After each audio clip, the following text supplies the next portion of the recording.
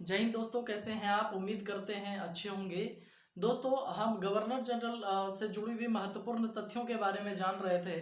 दोस्तों, आज हम उसी क्रम में आगे जानेंगे जो भी आने वाले गवर्नर या गवर्नर जनरल हुए, तो उनके बारे में हम और भी कुछ चीज़ें जानने की कोशिश करेंगे जो परीक्षाओं में पूछे जाते हैं। तो आइए दोस्तों, हम शुरू करते हैं आज के बारे में। तो दोस्तों, हम पढ़े थे कि रॉबर्ट क्लाइव एक बार बक्सर की लड़ाई के समय, उससे पहले जो प्लासी की युद्ध हुई थी, माफ कीजिएगा, प्लासी की जो युद्ध हुई थी उसमें जो है इन्होंने नेतृत्व किया था। और भारत में पहली बार बंगाल नामक जगह पर ब्रिटिश जो एक कंपनी थी, ईस्ट इंडिया कंपनी, उसकी स्थापना करने में काफ़ी मदद की थी और वास्तविक संस्थापक भी कहे गए थे। तो दोस्तों, आज हम उसी कड़ी में पढ़ेंगे कि जैसे रॉबर्ट क्लाइव के बाद हॉलवेल हम पढ़े थे, इसके बाद पुनः दोस्तों रॉबर्ट क्लाइव को पुनः नियुक्त किया गया था बंगाल के प्रशासनिक दृष्टिकोण से समझने के लिए, क्योंकि वो बेहतर रूप से समझते थे बंगाल को, क्योंकि वो पुनः एक बार पहले ही यहाँ नेतृत्व कर चुके थे प्लासी के युद्ध में। तो दोस्तों, और अपनी स्थिति को मजबूत करने के लिए इन्होंने दोस्तों जो वहाँ की संसद थी, संसद ने पुनः इनको बंगाल के गवर्नर के तौर पर रॉबर्ट क्लाइव की नियुक्ति की, जो दोस्तों 1765 से 1767 तक रहा था दोस्तों। ठीक है, तो याद रखेंगे कि इनके कार्यकाल में अब क्या क्या घटनाएं घटी थी। तो दोस्तों, रॉबर्ट क्लाइव एकमात्र जो परीक्षा में बनता है वो ये बनता है कि रॉबर्ट क्लाइव बंगाल के एकमात्र ऐसे गवर्नर थे जो 2 बार चुन के आए थे दोस्तों।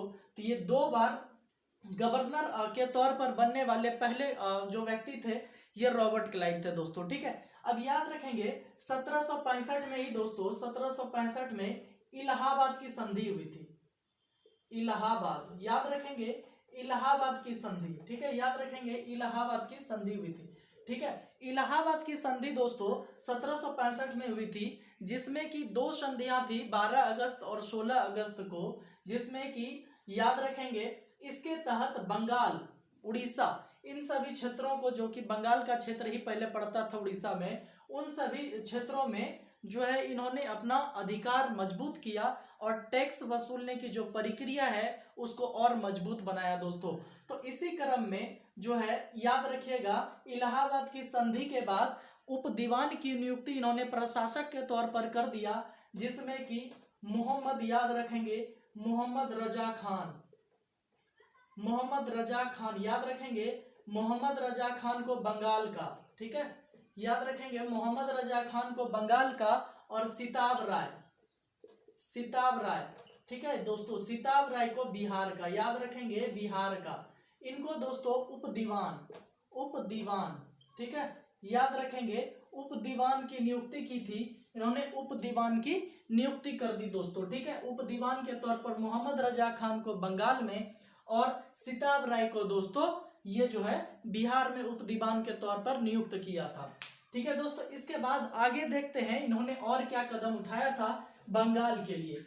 तो दोस्तों, इसके बाद क्या हुआ, याद रखेंगे 1765 में दोस्तों, ठीक है, 1765 में रॉबर्ट क्लाइव के द्वारा एक और काम किया गया। वो काम था दोस्तों द्वैध शासन व्यवस्था, द्वैध शासन व्यवस्था, द्वैध शासन व्यवस्था।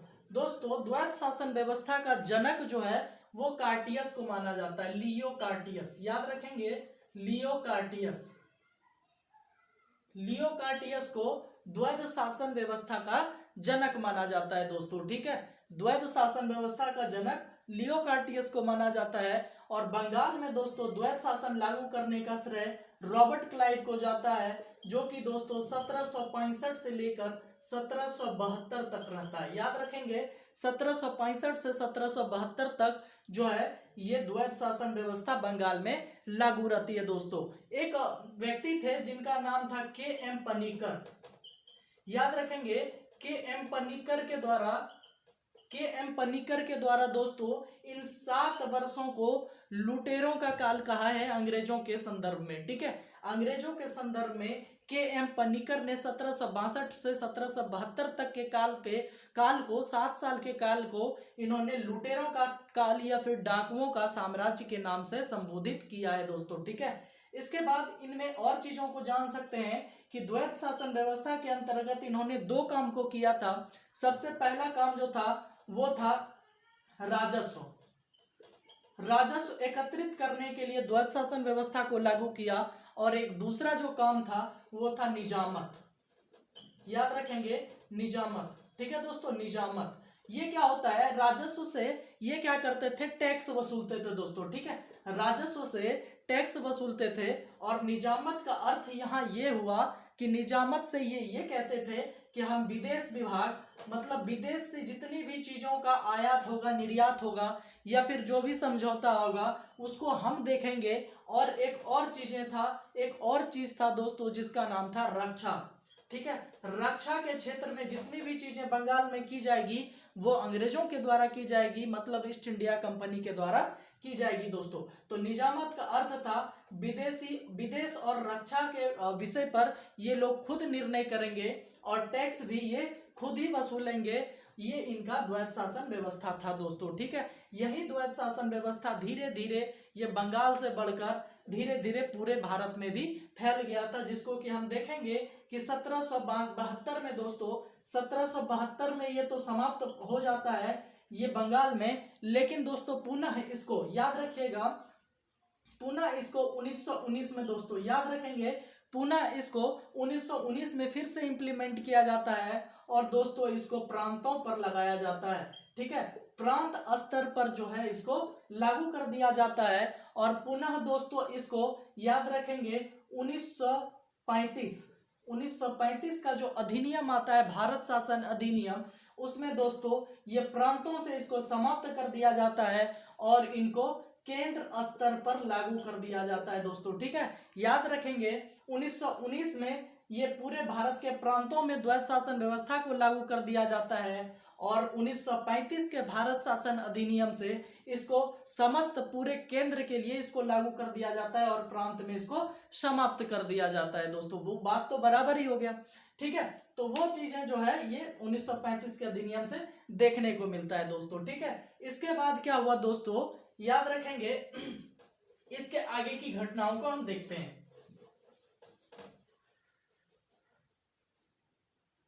रॉबर्ट क्लाइव के द्वारा अब दोस्तों अगला जो काम किया गया वो महत्वपूर्ण उतनी नहीं है। अब इसके बाद हम अगले गवर्नर को पढ़ते हैं जिसमें कि कार्टियस आए थे दोस्तों। उनसे भी संबंधित जितनी भी चीजें होगी, जो जो प्रमुख होंगे उनके बारे में हम जानेंगे। इसके बाद दोस्तों आप जानिए वारेन हेस्टिंग के बारे में। ठीक है, यहां से प्रश्न बनता है वारेन हेस्टिंग। ठीक है दोस्तों, वारेन हेस्टिंग का जो कार्यकाल था वो याद रखेंगे 1772 से 85 तक का दोस्तों। ठीक है, 1772 से लेकर 1785 तक वारेन हेस्टिंग जो है वो बंगाल के गवर्नर के तौर पर नियुक्त हुए थे और बंगाल के पहले गवर्नर जनरल के भी रूप में इन्होंने काम करने का इनको गौरव प्राप्त हुआ था ईस्ट इंडिया कंपनी के तहत। दोस्तों हुआ क्या, वारेन हेस्टिंग से संबंधित जो टेक्निकल चीजें हैं वो ये जानिए कि इन्हीं के समय में दोस्तों ये 1773 का एक्ट आया था। 1773 का एक्ट आया था, वो एक्ट था जिसका नाम था रेगुलेटिंग एक्ट। याद रखेंगे, रेगुलेटिंग एक्ट, इसका मतलब ही हो जाता है दोस्तों रेगुलेट करना। ये किसके संदर्भ में किया गया था, तो दोस्तों ये जो ईस्ट इंडिया कंपनी थी जो दोस्तों, ये भारत पर इसको एकाधिकार दिया गया था और ये अन्य भी वहां की जो इंग्लैंड की व्यापारी थी उनको भी ये भारत में प्रवेश नहीं करने का जो है ये सलाह देते थे और नहीं करने देते थे दोस्तों।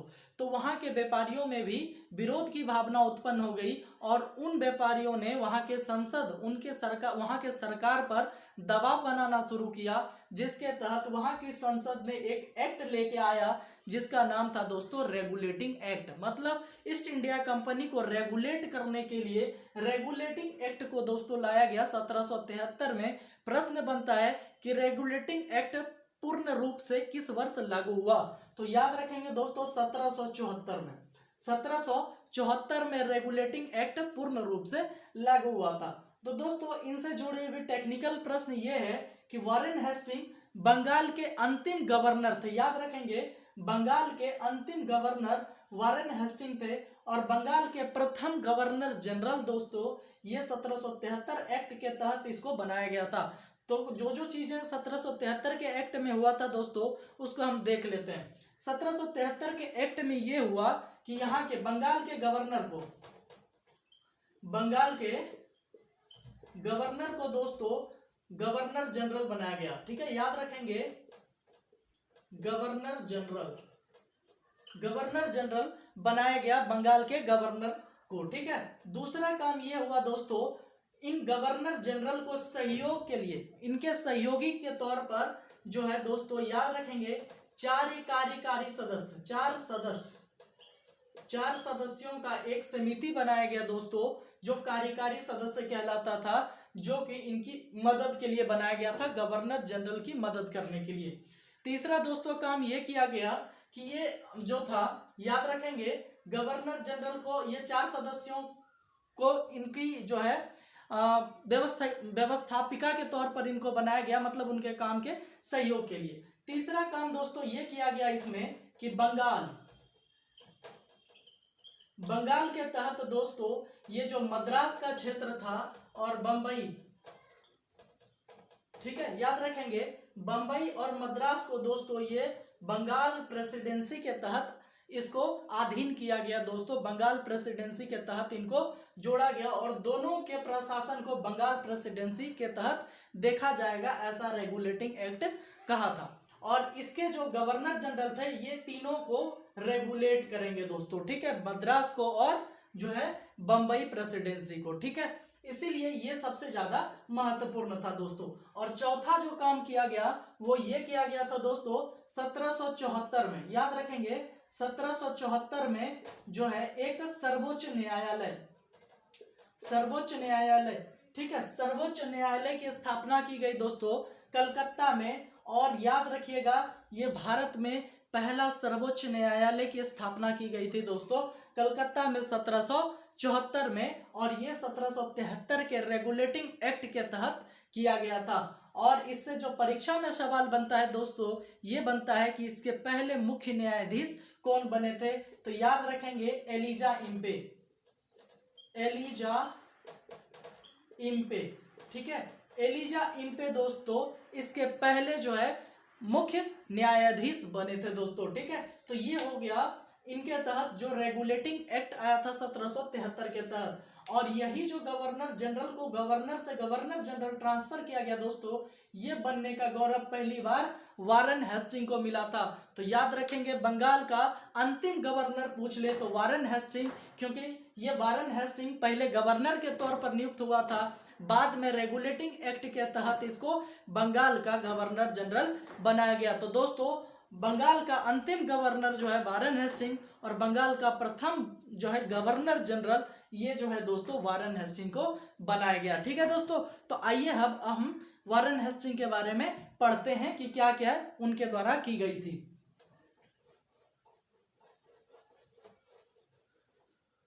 दोस्तों इनका जो कार्यकाल था 1772 से 1785 तक ये रहे थे। इनका पहला जो काम दोस्तों ये था, इसको हम देख सकते हैं प्रशासनिक के दृष्टिकोण से। प्रशासनिक क्षेत्र में जो है दोस्तों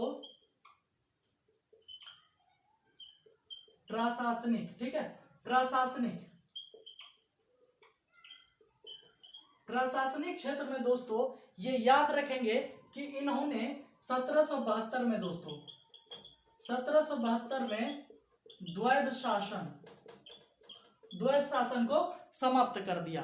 द्वैध शासन को दोस्तों 1772 में इन्होंने समाप्त कर दिया। और दोस्तों इनका अगला जो काम प्रशासन के तौर पर किया गया वो ये था दोस्तों कि इन्होंने रिंग ऑफ फेंस, जिसको रिंग फेंस नीति या फिर इसको